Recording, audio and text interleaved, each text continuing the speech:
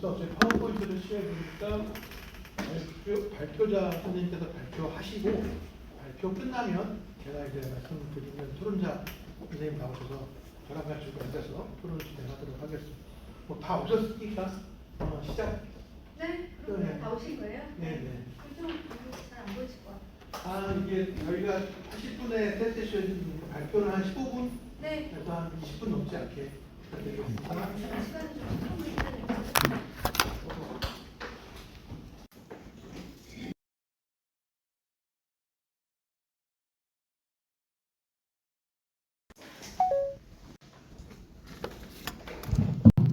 네, 안녕하세요. 저는 한파트너스라는 홍보 마케팅 회사의 대표이사를 맡고 있고 현재 PR 기업 협회 회장을 맡고 있고 또 원아시아 커뮤니케이션이라고 아시아 지역의 모든 PR 전문가 네트워크를 설립했고 그리고 현재 이제 회장을 맡고 있습니다.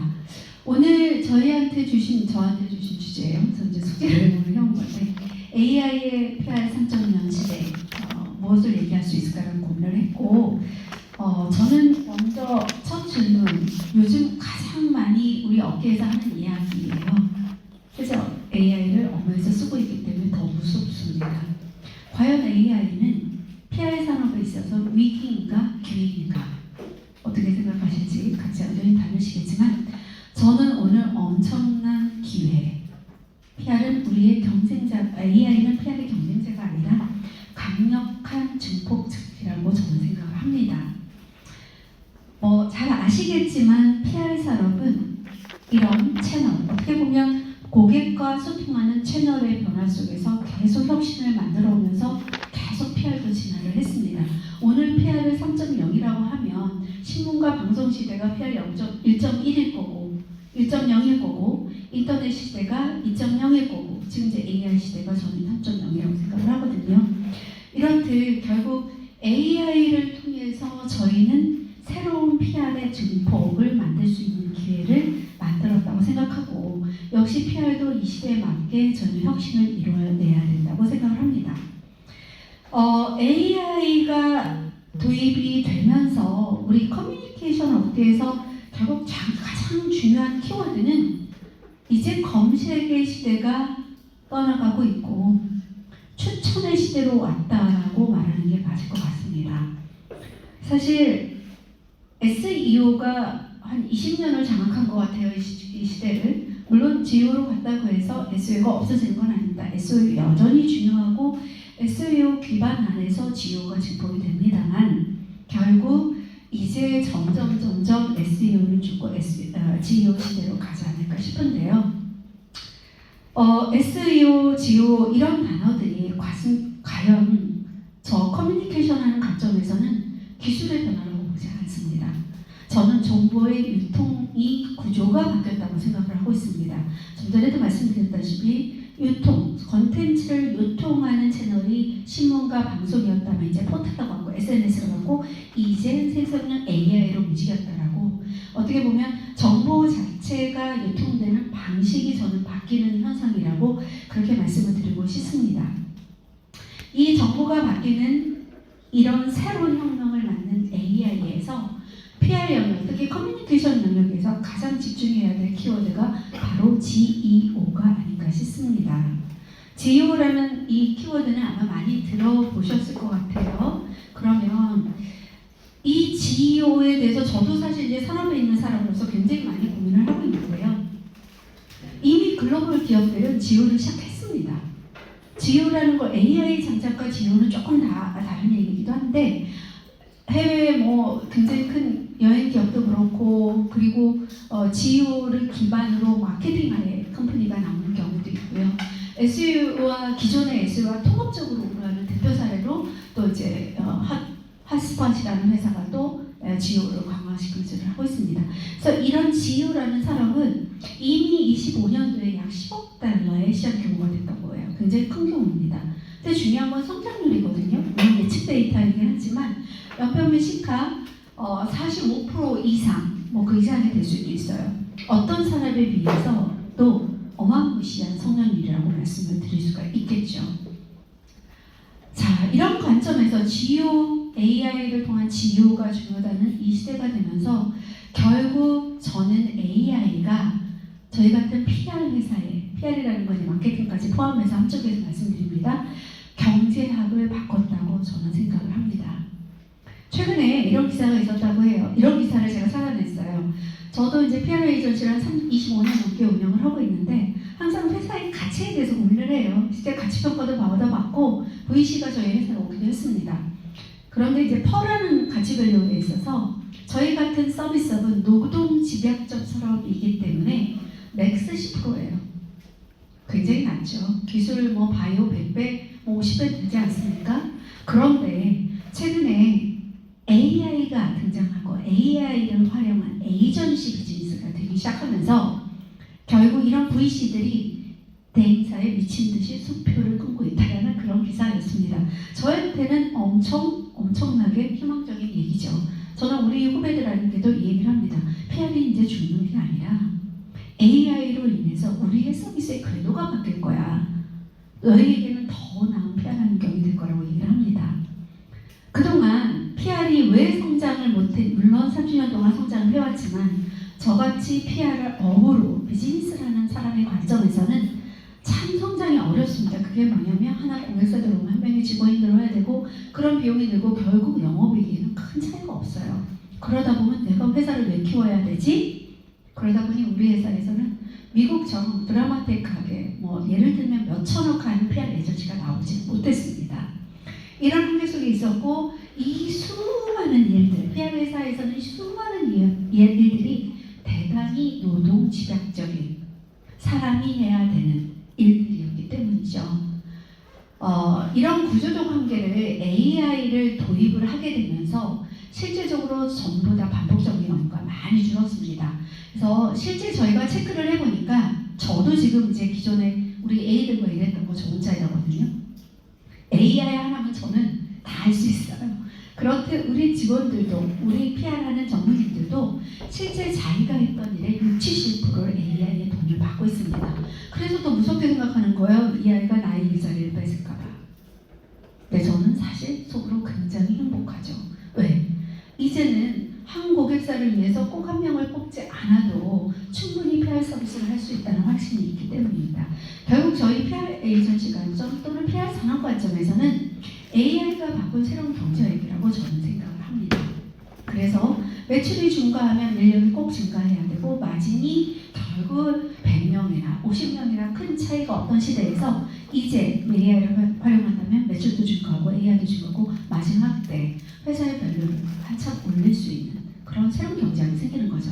근데 이제 중요한 건 뭐냐면 저희 한파트너스도 그렇고 PR을 업으로 하는 회사 사람들이 이 PR이 그냥 서비스업으로 머물러 있다면 제가 앞서 드린 그 가치 밸류는 만들 수가 없어요.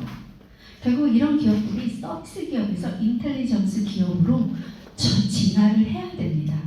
그리고 이런 데이터, AI 기반의 커뮤니케이션 인텔리전스로 저는 이 시장에 적어도 30% 정도를 저는 이미 이동을 하고 있고요. 이동을 하지 않을까라는 생각을 합니다. 한파트너스의 케이스예요. 저희는 AI를 활용하는 방식은 사람마다 다 틀리고 굉장히 무궁무진하고 PR에서도 광고 마케팅에서도 무궁무진합니다만 저희 한파트너스 입장에서는 커뮤니케이션 인텔리전스 솔루션으로 CAI라는 솔루션을 만들었고요.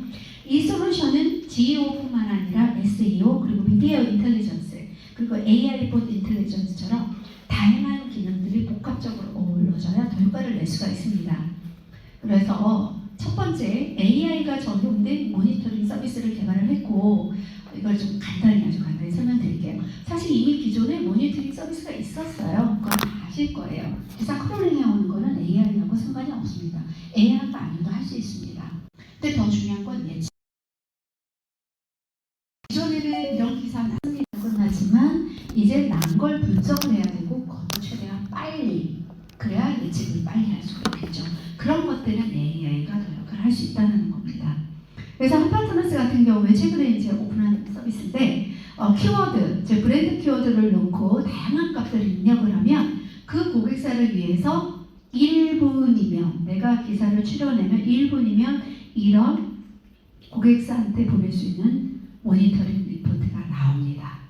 자, 여기까지는 굳이 AI가 아니어도 기존에 했던 기술을 활용한 충분한 그런 프로그램입니다. 자, 그런데 이제 바로 이렇게 매일매일 쌓아지는 모니터링이 어떤 값들을 축적하는지를 저희가 뒤따라 데이터 백업을 합니다.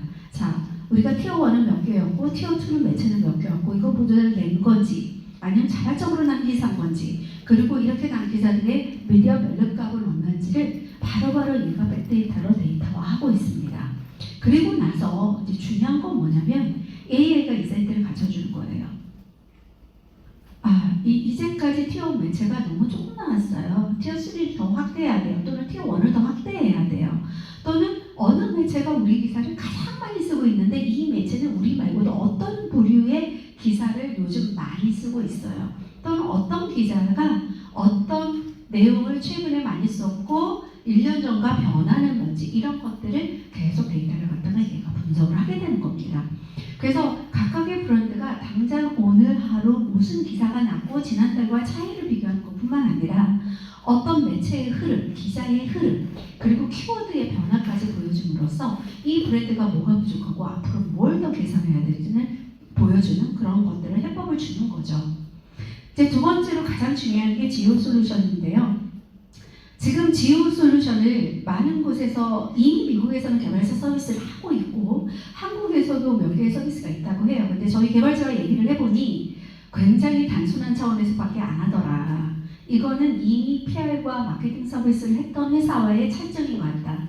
제 개발자들이 보는 지오와 저 같은 마케터가 보는 관점에서 지오 개발은 조금 다른 것 같아요. 저는 뭐 상당히 고객사를 서비스해왔던 마케터 관점에서 지오 분석을 하고 있고요. 일단 저희가 만든 제가 생각하는 지오는 크게 AI 비저빌리티, AI에서 얼마나 브랜드가 노출이 되고 있는지, 자 그리고 주요 산업 키워드가 됐던 경쟁사 키워드가 됐던 주요 이슈 키워드에 얼마나 우리가 랭킹에 차지하고 있는지, 그리고 내 얘기를 AI가 답변할 때 어디서 어떻게 인용을 하고 있고 그 인용률은 적합한 건지, 그리고 최종 AI가 누군가 물어봤을 때, 사용자가 물어봤을 때 나를 잘 레코멘데이션 하고 있는지 이런 것들을 아는 게 지오거든요. 그래서 오늘 저희 한파트너스는 크게 세 가지 관점에서 개발을 했어요. 브랜드 지오, 경쟁사 지오, 산업 카테고리 지오. 브랜드 지오는 내 이름, 즉 한파트너스 이름이 걸린 질문들만 뽑아내는 겁니다. 그것도 브랜드의 인지도 관점에서 유효하겠죠. 경쟁사는 한파트너스가 생각하는 경쟁사와 함께 지오 노출도가 어떻게 되는지를 분석을 해주는 겁니다. 그리고 세 번째는 산업, 이게 제일 중요해요. 자, 제가 만약에 홍보 마케팅 서비스 하는 이 산업 트렌드에서 어떤 위치에 있는지를 알고 싶다면 산업 내 지오를 돌리셔야 됩니다. 이렇게 세 가지 카테고리에서 분석할 수 있게 했고요. 이렇게 분석을 한 결과 총점 점수를 줍니다. 지오 점수라고 저희는 얘기를 하는데 100점부터 빵점까지 있어요. 그래서 저희는 단계를 A, B, C, D, E라고 나누었고 이 점수는 비저빌리티와 센스빌리티와 오서리티와 인게이지먼트 이 네 가지 수치를 얼마나 얘가 획득했냐에 따라서 그 범위를 갖고 A, B, C, D, E를 등급을 매겼습니다. 자, 제가 굉장히 개론적인 말씀을 드렸는데 제가 이제 예시를 좀 보여드릴게요. 실제 어떻게 돌렸을 때 무슨 값이 나오는지. 제가 저희 고객사를 많이 지금 돌려보고 있는데 참 재미난 데이터가 많습니다. 고객사에 대한 데이터를 유출할 수는 없어서 한파트너스라는 저희 회사의 이름을 넣어서 우리 회사가 지금 어떤 상태인지 한번 진단해봤습니다. 그 이후 저는 지금 열심히 지금 출처에 우리 뭐 뉴스 올리고 막 이러고 있어요. 이 값 올리려고. 근데 여튼 제가 몇 주 전에 만든 우리 한파트너스의 현재 값입니다. 제가 브랜드 지오, 즉 한파트너스가 언급되는 질문에 대해서 물어보는 차트입니다. 한파트너스 이름만 입력을 하면 제 URL을 내가 넣어주고, 그리고 내가 산업군을 홍보대 행사 또는 디지털 마케팅, 리얼 컨설팅 아니면 어떤 영역에서 내가 나를 묻고 있는지를 내가 선택할 수 있습니다. 한파트너스는 위기관리만 하는 회사도 아니고 디지털 마케팅만 하는 회사도 아니에요. AI가 뿌려준 대로 저는 이 밑에 있는 모든 서비스를 다 하는 회사입니다. 그런데도 제가 꼭 집어서 어디에 한해서 나는 분석을 하고 싶어라고 할 수도 있습니다. 여튼 했더니 제일 중요한 게 이제 질문을 끌어내는 일이에요. 저희가 4개의 LLM에서 100개 100개씩의 질문을 끌어옵니다. 물론 100개가 훨씬 넘겠지만 가장 중요하다고 생각하는 질문들을 끌어오고요. 그 순위를 매깁니다. 그래서 여기 보면 한파트너스 주요 사업 분야는 뭐라고 물어봤고 그리고 강점은 무엇이고 차점은 무엇 이런 질문들을 쫙 한다라는 걸 저는 이제 AI에서 사람들이 이런 질문을 하는구나를 파악을 했어요. 그리고 야 그랬는데 이렇게 질문하면 너는 도대체 뭐라고 답변하고 있는지 너무 궁금하잖아요. 그래서 각각의 질문별로 각각의 LLM에서 어떻게 우리를 답변하는지를 다 볼 수 있게 했습니다. 그리고 뭐 이거는 이제 시간이 있으면 충분히 보는데요. 자 그런 다음에 최종 점수 아까 제가 A 등급부터 E 등급까지 등급한다고 말씀드렸잖아요. 그러니까 야 질문 이렇게 맞고 이렇게 답변했는데 내가 언제 다 봐? 결국은 뭐니? 라고 했을 때 한 파트너스는 B 등급이 나왔어요. 뭐 이 정도면 뭐 그럴 수도 있겠다. 우리가 B2B 비즈니스인데 뭐 얼마나 그동안 컨텐츠를 많이 뿌려놨겠어요. 뭐 낫배드였습니다. 하지만 이제 뭐 그 다음에 제가 산업지효를 들어봤습니다. 산업지효라는 건 한 파트너스를 직접적으로 보지 않고 시장, 즉 내가 홍보 마케팅 서비스에서 알고 싶은지 광고 내기에서 알고 싶은지 디지털 마케팅 서비스 사업에서 알고 싶은지 어떤 이 세 개 항목을 눌러서 저 경쟁사를 얘가 뿌려주더라고요. KPR, 프레임, PR1 그리고 밑에는 또 사실은 광고 대행사도 있었어요. 이렇게 경쟁사가 쫙 있어. 자 그래 한번 분석 좀 해보렴 하고 했더니 질문 먼저 뽑아냈어요. 질문은 온라인 디지털 마케팅에 대한 질문이 가장 많아요. 이 산업에서. 그렇구나. 그러면 내가 이제까지 언론 홍보 관점에 뭐 위기관리를 잘한다고 굉장히 홍보를 해댔는데 시장에서는 디지털 마케팅이 아직 그래도 제일 많이 물어보는 영역이네. 그럼 제가 여기 이제 박사를 가야겠죠? 그리고 생각외로 대행사 순위 평판에 엄청 관심이 많더라고요. 순위 이거 되게 중요하구나. 글로벌 랭킹에서 저도 매일 제출을 하고 열심히 하지만 여기도 신경 써야겠다는 뭐 이런 생각. 그래서 이렇게 질문이 쭉 오는 걸 봤고요. 이 질문에서 한 파트너스가 어떻게 답변하는지를 봤습니다. 쭉 이렇게 읽을 수 있어요. 자 결론만 말씀을 드리면 D등급으로 내려갔습니다. 아까 한 파트너스만 검색을 한 브랜드 지오에서는 B등급이었는데 전체 시장 내에서 저희의 주인은 상당히 낮다는 걸 알 수가 있는 거죠. D등급. 자 그럼 D등급 그 다음에 궁금한 게 다른 경쟁사는 어떤 거야 도대체? 어때요? 점수를 보시면 다 D죠? 참아 다행입니다. 저는 저만 될까봐 어쩌나 걱정을 했는지 그래서 우리 직원도 죽어났을 거예요. 근데 다행히도 다 D예요. 그리고 각각 회사별로 KPI를 왜 D가 나왔는지 프레임을 왜 D가 나왔는지 또 검색을 분석을 해볼 수가 있습니다. 자 그리고 이런 경쟁 상태에서 도대체 너는 한 파트너스의 데이터를 이 산업군의 데이터 어디서 갖고 왔니라고 물어봤더니 언론 기사를 인용해서 쓴 게 65%, SNS가 16%, 블로그가 10%, 기업 홈페이지가 7.4%입니다. 제가 그나마 하는 건 1년에 몇 번 보도를 배포하는 일이에요. 그러다 보니 언론에서 나는 기사를 많이 인용한다는 걸 볼 수 있었고 여기서 이제 핵심은 뭐냐면 사실 이제 언론도 죽는 거 아니야? 이제 네이버가 내려갈 텐데 네이버 포털에 검색되는 매체는 이제 무의미하잖아 라고 얘기하는 사람들도 있을 수 있는데요. 그렇지 않습니다. 사실 AI가 authority, 신뢰도, credibility 되게 중요시하고 앞으로는 더 그럴 거예요. 그래서 매체의 기사를 인용할 확률은 굉장히 높습니다. 여전히 높고 제가 듣기로는 뉴욕타임스는 AI LLM의 사용료를 받는다는 그런 계약을 했다는 얘기 들었거든요. 그래서 실제로 이제 언론 매체는 AI의 컨텐츠로 돈 주고 파는 시대도 올 수 있어요. 네이버의 전제들을 받듯이요. 그렇게 세대가 변할 수 있고 그런 뉴스를 여전히 중요시하기 때문에 그 뉴스를 생산하는 PR 산업은 절대 무너지기 힘들다. AI가 기자 만나서 기사 낼 수는 없잖아요. 여전히 사람을 만나 하는 뉴스의 생산 능력은 여전히 PR의 핵심이고 그 업무는 줄지 않을 것이라는 거고 여전히 언론 기사의 인용을 많이 한다는 걸 알 수가 있었습니다. 그리고 이제 저한테 얘기를 하죠. 한파트너스는 산업군에서 여전히 뭐가 부족해를 말씀해 줍니다. 개선 방향까지 얘기를 해줘요. 그래서 온라인 콘텐츠, 디지털 전문 콘텐츠 너 빨리 개발해서 올려. 너희 회사는 디지털 마케팅 중에서 되게 외부에 다양한 스토리가 없어서 AI가 너가 어떤 경쟁력이 있는지 나는 답을 해줄 수 없다는 결론을 내립니다. 그래서 제가 한 10년 전부터 디지털 마케팅 본부를 만들고 엄청나게 투자를 했는데 생각외로 PR이 여전히 우리 회사 커요.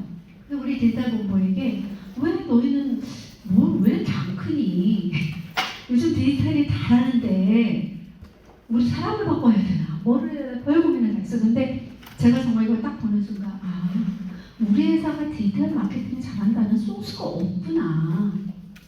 AI 안에서 없었다면 그동안도 없었던 거예요. 그러니 누가 찾아오겠습니까? 그래서 한바타너스가 디지털에 강하다는 것들을 정말 열심히 알리는 홍보 채널도 필요하겠다는 그런 정말 결론을 내렸습니다.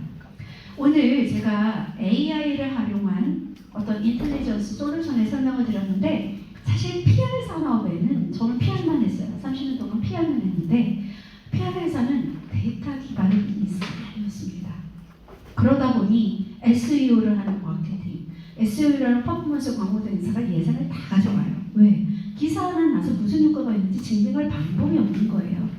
사실 그래서 저는 PR을 하면서 이게 계속 데이터화해야 된다는 생각을 굉장히 오래전부터 했고 그래서 저희 회사의 슬로건도 From Data to Fandom이에요.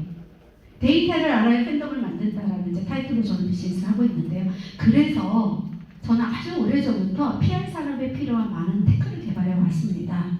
그래서 예를 들면 인플루언서가 10년 전에 막 뜨기 시작할 때 인플루언서 데이터를 끌어와서 인플루언서 데이터를 끌어와서 인플루언서 매칭하는 플랫폼도 만들었고 배포 시스템도 만들었고 지금 지오까지 만든 거죠. 그래서 PR 에이전시를 2007년에 오픈을 했다면 지금 현재는 인텔리전스 컴퍼니로 진화하고 있다는 말씀을 드리고 싶습니다. 네, 여기까지 마치도록 하겠습니다.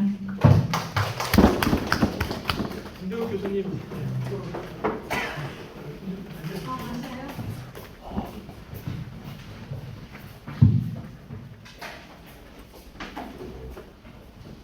네, 실무적인 차원에서 AI 활용해서 되게 재밌는 정보를 전달해 주셔가지고 감사드리고요. 대구대 김대욱 교수님 토론 부탁드립니다. 저도 잘 들었고요. 저도 이제 AI 시대에서 PR이 어떤 모습을 가져야 될까, 어떻게 발전해야 될까에 대해서 생각을 많이 하게 되는데 그런 부분에 있어서 어떤 저희가 아이디어 그런 부분을 제공해 주셨다고 생각이 들고 되게 감동 있게 잘 들었고요. 일단 제가 하나 질문만 드리고 제 나머지 조금 시작하겠습니다. 왜냐하면 이제 답변해 주셔야 되니까. 그래서 대표님이 생각하시기에 AI 시대에서 PR은 무엇을 지향해야 된다고 생각하시는지 저는 이미 좀 조금 이따가 제가 제 얘기에 생각하시는 시간이 왜 그랬냐면 제가 요새 궁금하게 생각하는 게 그거였거든요. 우리가 AI 시대에서 PR을 지금까지 뭘 해야 됐을까? 그러니까 처음에 말씀하셨던 미디어의 발전에 의해서 PR의 발전을 해왔던 모습들이 분명히 있는데 그런 흐름 속에서 우리는 어떤 걸 해야 될까? 뭐 마찬가지로 주식공유 관계성을 계속 또 해야 될까?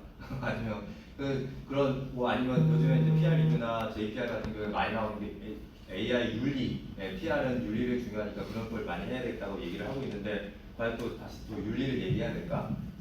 그렇게 따지고 보면 지금까지 말씀하신 것처럼 우리는 한 게 아무것도 없는데 플랫폼이 발전했는데 우리는 계속 그 얘기만 하고 있는데 라는 생각이 들어서 그 부분에 대해서 좀 궁금해서 이런 말씀을 드렸고요. 제가 생각할 때 기회와 위기가 두 가지가 공존하는 것 같다는 생각이 들었는데 결국은 AI에 어떻게 검색되는 정보를 제공해 줄 것인가가 앞으로 또 어떻게 보면 PR 하나의 주된 임무가 되지 않을까라는 생각이 듭니다. 그래서 흔히 얘기하는 이제 제로 클릭이라고 해서 AI가 검색해 주는 것에 의해서 이제 제공되는 정보에 의해서 사람들이 쇼핑이나 정보를 구매하게 되는데 결국 그런 부분에 있어서 어떻게 검색이 될 것인가에 대한 부분들은 앞서 우리가 언론 홍보 관계에서 기자들에게 정보를 전달해서 많은 기사를 내는 게 중요했다면 이제는 AI에서 그런 부분들이 검색되는 단계가 넘어가야 되는데 거기에서 어떻게 보면 조금 더 나은 혹은 조금 더 좋은 정보를 제공해 준다면 앞으로 우리가 더 검색될 수 있는 가능성이 높지 않을까에 대한 기회가 분명히 있다라고 저는 생각을 하거든요. 또 한편으로 생각해 보면 위기도 분명히 존재를 한다라고 봅니다. 요새 이런 대행사, 이런 심사나 이런 데를 가다 보면 소위 이제 PR 대행사가 아닌 경우에서도 PR 업무를 하기 위해서 경우들이 앞으로 더 화제가 되면 됐지 줄어들진 않지 않을까. 왜냐하면 말씀하신 이런 AI 기술들을 활용한다면 충분히 PR이라는 업무의 특수성이 드러내는 데 있어서는 또 제약이 되지 않을까라는 생각들이 그런 부분들에 생각이 들었거든요. 그래서 앞으로 그래서 제가 궁금한 건 대표님이 생각하시기에 AI 시대에서 우리가 PR 어떤 모습이었고 어떤 걸 우리가 지향을 해야 이런 리스크를 줄이고 우리만의 어떤 영역을 만들어 나갈 수 있을까에 대해서 한번 여쭤보고 싶었습니다. 네, 감사합니다. 굉장히 좋은 말씀 많이 하셔서. 일단 토론 다시 말씀드리겠습니다. 혹시 플로우에서 뭐 질문이 있으신가요? 네. 발전순 전 예전에 수고 영식이라고 합니다. 사실 약간 그 생각이 들었으면 지금 CEO 말씀하시는데 이거 그 어떤 새로운 경제학 말씀하시니까 CEO의 관점이 아닐까 싶은 생각이 드는 게 사실은 인력 생각가 필요 없다 하다 보니까 여기 많이 교수님 계신데 그 학생들 어디 가나라는 사실 첫 번째 고민이 들 것 같고요. 두 번째는 현재 지금 발생하고 있는 게 기존에 에이전시가 제공하는 서비스가 거기서 직접 하는 게 생겨버렸습니다. 이제 이건 우리가 이 툴을 이용해서 할게.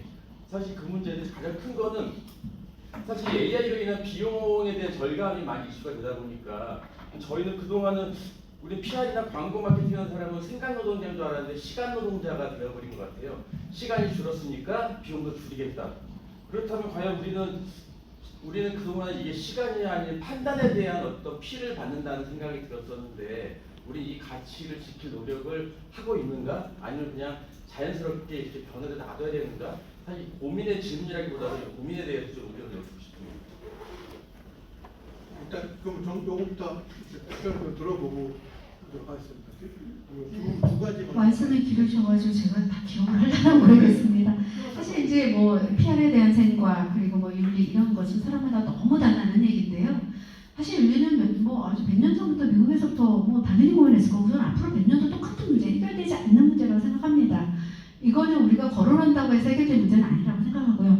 단 AI 시대의 PR이 지향해야 될 핵심 키워드는 전 신뢰라고 생각해요. 할루시네이션도 많이 얘기하지만 결국 사실 저희가 언론을 상대로도 SNS에 수많은 콘텐츠를 뿌리고 있지만 만든 사람이 100% 다 컨트롤할 수가 없어요. 그렇기 때문에 가짜 정보도 뜨고 내가 의도치 않은 기사가 나고 이런 것들을 어떻게 하면 정말 팩트에 가까운 신뢰 콘텐츠로 만들 수 있냐가 가장 우리가 해야 될 핵심 노력이라고 생각하고요. 또 저는 기업의 위기관리 되게 많이 하고 있는데 그냥 말도 안 되는 기사가 막 나요. 그러면 예전에는 협찬 아니면 안 되고 해서 좋고 뭐 서로 협의도 했지만 요즘에는 무조건 삭제 요청을 합니다. 아주 강력 대응을 합니다. 이 기사가 계속 남아있는 동안 결국은 AI에서 가져가는 값들에 굉장히 거짓 정보가 있겠다. 그래서 저는 고객사에 또는 결국 브랜드겠죠. 어떤 신뢰 콘텐츠가 더 많이 쌓일 수 있도록 하는 그 작업이 저는 되게 핵심이라고 보고 있고요. 그리고 뭐 얘기하셨죠? 그거 얘기하면 되는 거죠. 네네. 그래서 신뢰 경쟁이 중요하고 저 우리 엔자임 대표님? 아닙니다. 네. 직원입니다. 산업자적인 관점에서 말씀했다고 하지만 저는 계속 신입을 뽑고 있습니다. 저는 회사가 늙어가기 싫기 때문에 계속 사람을 뽑겠습니다. 어제도 신입을 3명이나 뽑았습니다. 그러니까 사실 이거는 굉장히 다 맞는 말씀이세요. 고객사가 이제 본인들이 하겠다는 일도 있고 그래서 저 지우 개발했어요. 너 이거 개발한 거 없잖아. 나는 빨리 개발했다? 그래서 당신 못 보는 건 내가 봐. 그리고 모니터링 서비스도 기존의 모니터링 서비스에서 머물러 있다면 발전이 없어요. 우리 A 점점 승산이 떨어집니다. 고객사가 생각 못한 걸 그래서 계속 개발을 합니다. 물론 투자 비용 대비 ROI가 그렇게 나진 않지만 먼저 선전포고를 해서 고객사가 역시 너희가 그래도 앞을 바라보면서 뭔가 준비한다는 느낌을 계속 줬을 때 떠나지 않더라고요. 그리고 저는 우리 회사가 저같이 올드한 사람이 60세까지 일할 수 있죠. AI 있으면 다 할 수 있습니다만 나의 카운터 파트너가 저랑 일하고 싶겠습니까? 그들은 30세가 됐는데 그래서 저는 여전히 30대가 필요하고요. 여전히 고객사가 돼야 할 20대가 필요합니다. 그래서 계속 신입을 발굴을 하고 있고 단 기존의 사실 홍보를 서비스를 맡기고 싶어도 물론 저희 업계에서는 굉장히 낮은 단가이니까 뭐 1,000만 원, 2,000만 원도 너무 낮아야 했지만 어떤 수많은 스타트업, 작은 중소기업들은 몇백, 200, 300 가지고도 이 서비스를 받고 싶지만 경제 상황이 안 돼서 못했어요. 저희는 오히려 사업이 더 커질 수 있다고 봅니다. 자, 우리가 A의 시간 투자를 조금 덜 해서 기존의 1,000만 원의 월베이스로 받아야 한다는 것을 지금 300 수준에서 일을 쳐내갈 수 있다면 저는 너무 많은 또 많은 시장에 또 다른 나노 마켓이 우리에게 서비스를 의뢰할 수 있다고 저는 생각을 합니다. 그래서 기존 고객사가 단가를 낮출 수 있지만 시장 파이를 키울 수 있는 그런 역할을 저는 할 수 있다고 생각하고요. 그래서 저는 굉장히 여전히 산업적으로 긍정적으로 보이고 그런 나노 수많은 고객사를 유지해야 되니 저는 신입사원이 더 필요합니다. 꼭 시간이 좀 지나는데 네, 짧게 질문하겠습니다. 질문할 때는 본인 소속과 말씀해 주시고 질문해 주시면 감사하겠습니다. 예, 국립국어과대학교 컨설팅학과 김도영이라고 합니다. 네. 지금 그 PR 업계가 지금 아까 전에 PR1도 언급이 되었었는데 네. 기존에 보도 자료를 만들어서 배포하는 그 업무를 수행하고 계시는가요? 네, 지금 그렇게 하고 있습니다. 그것도 그 중에 업무 중에 하나죠. 자, 그러면 요즘은 그 AI로 누구나 보도 자료를 만들 수 있고 자동으로 배포 시스템이 되어 있기 때문에 PR 업계 시장이 사장될 것 같은데 거기에 대해서 어떤 의견을 갖고 있습니까? 네, 저희는 배포 시스템도 이미 3년 전에 만들었고요. 회사가 직접 그런 경험도 했습니다. 자, 보도자료 AI가 많이 도움을 주죠. 하지만 고객사가 AI가 썼던 거를 그대로 보내지는 않아요. 그리고 저희도 AI를 높일 수 있는 보도자료의 방향성을 계속 개발합니다. 지금 이제 보도자료를 어떻게 보내야 기자들이 어떻게 쓰고 그래야 이게 기사가 노출됐을 때 인용률이 높아지냐는 고객사 스스로 고민하지 않습니다. 생각외로 고객사는요, 이게 밥을 떠줘야 되거든요. 그랬을 때 그 습관은 저는 앞으로 계속 될 거라고 생각해요. 갑자기 AI가 나왔다고 부지런해져서 내가 다 할게? 저는 고객사는 또 다른 일을 찾지 그를 자기가 대타로하겠다는 확률은 더 적을 것 같습니다. 자, 그래서 보도자료를 AI가 만든 걸 현재 당연히 바로 쓸 수가 없고요. 다양한 방식으로 돌려봅니다. 어느 게 최적화인지. 그거 돌리는 시간이 꽤 들어요, 사실은. 하지만 그동안 신입이나 대리급이 썼던 것보다 퀄리티가 높은 게 AI를 쓰는 이유인 거죠. 그리고 배포도 마찬가지로 자동화라고 하는데요. 어떤 기자가 생판 모르는 사람이 배포한 자료를 기사화해 주겠습니까? 없습니다. 저희도 사실 굉장히 소상공인들 정말 예산이 월 100만 원도 안 되는 기업들을 좀 도와주자는 차원에서 기자 2만 명의 DB를 넣어서 배포 시스템을 만들었고요. 정말 한 건에 20만 원 받는 그런 보도자를 거기 통해서 뿌립니다. 하나도 안 나와요. 다 콜합니다, 결국은. 기자한테 부탁하면 전화하고 다 해야 됩니다. 그래서 500만 원 고객 서비스하고 다르게 아무것도 없는 거예요. 근데 시장 적은 확대를 위해서 그 서비스를 만들었고요. 또 뭐 그런 서비스를 만들었다는 회사들도 결코 보도자료 배포 시스템만으로 기사가 안 나온다는 걸 저는 확신을 합니다. 그런데 글로벌 쪽에서는 그런 시스템을 30년 전에 만들었고요. 그걸로 수천억을 매출을 달성하고 있어요. 근데 그런 회사는 뭐냐면 보도자료처럼 뿌리는 걸로 하지만 실제 기사로 노출되는 게 아니에요. 연합뉴스에 보도자료 코너가 있듯이 매체 웹에는 뜻이만 그게 기자 가이드라인을 걸고 제대로 나온 기사가 아닙니다. 하지만 그걸 기사 노출했다고 얘기하는 그런 배포 시스템이 아주 미국에서는 뿌리점도 있었고 그 AI 시대에 그걸 더 이제 증폭을 시키고 있습니다. 하지만 진정한 기사를 만들어내는 신뢰를 만들어내는 기사 보도자료의 기사와는 정말 그거는 완전 다른 얘기라고 생각합니다. 네. 여기 실무 발표다 보니까 그 관심들이 많으셔가지고 조금 늦어졌습니다. 발표해 주신 분이 감사드립니다. 네. 자, 그러면 두 번째 가운데 김건영 발표를 듣고